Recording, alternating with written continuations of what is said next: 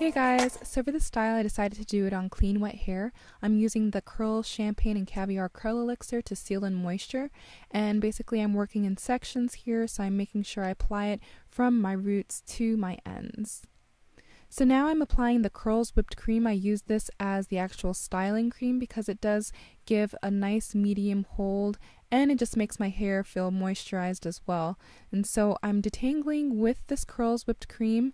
I already finger detangled when I was washing my hair, but for this Bantu knot out style you really want to make sure your hair is well detangled. So now I'm actually starting the Bantu knot. I am twisting my hair and you'll see that it starts to kind of curl on its own, and so I'm just following the direction of this curl, making sure that as I wrap I'm still tightly twisting my hair just to make sure I'm going to get a nice curl when these Bantu knots dry. So one thing you do want to know is that when you're wrapping, you don't want to wrap too tight because you can cause too much tension on your edges, which can cause breakage. So as you can see here, I'm actually applying more of the Curls whipped cream to the ends of my hair as I continue to twist and wrap around for the Bantu knot. And this is just to make sure that my ends aren't too frizzy and non-defined when I take out the Bantu knot. So to secure the Bantu knot, all I'm doing is wrapping the ends of the section underneath the base of the Bantu knot. And for me, this was secure enough, but if you do need to, you can also use bobby pins at the base to secure the knot. So at the end I had about 20 Bantu knots and I decided to let them air dry. So what we're seeing now is 2 full days later, and to take down the Bantu knots I'm just using the Champagne and Caviar Curl Elixir again, just to help minimize frizz as I take down each knot. And so as I prepared to take down the knot, I basically twisted in the opposite direction of which I wrapped it, and I'm just carefully uncoiling the Bantu knot out here, making sure I'm smoothing the hair as I take the knot out. And so you can see there's my first little Bantu knot curl. So when I finished taking them down, I realized I wanted more volume. So I decided to take each section and separate it a few times just to give me more volume, at the same time trying not to separate it too much so I wouldn't get a whole lot of frizz. So this is where it's going to be really important that your hair was well detangled. If you want to separate your hair further once you take your Bantu knots down, you don't want to run into any snags as you're separating, which of course can cause more frizz. So again, make sure you really detangle your hair well when you're doing the Bantu knots.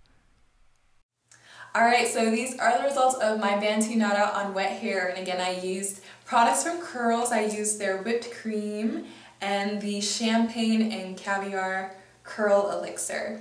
And the last time I did Bantu knots was when I was transitioning, so that was 4.5 years ago, working with 2 different textures of hair. So this go around is completely different for me, and I feel like there are a couple things that I would change the next time I do this style.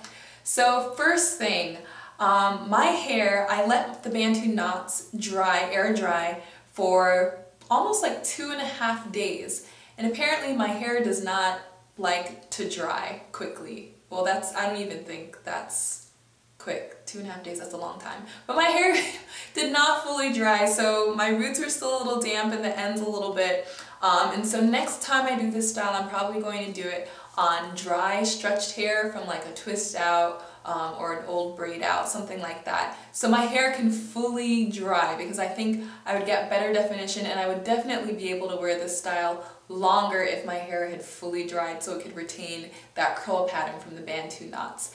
Second thing that I would change, I think next time I try this, I'm going to do 2-strand twists and then do the Bantu knots, because I did notice that I was getting a little bit of frizz trying to separate you know, the single strand that was in that Bantu knot. And so by already incorporating some definition from the 2-strand twist and then wrapping it, I may not have to separate it as much after I unravel the knot and unravel the 2-strand twist.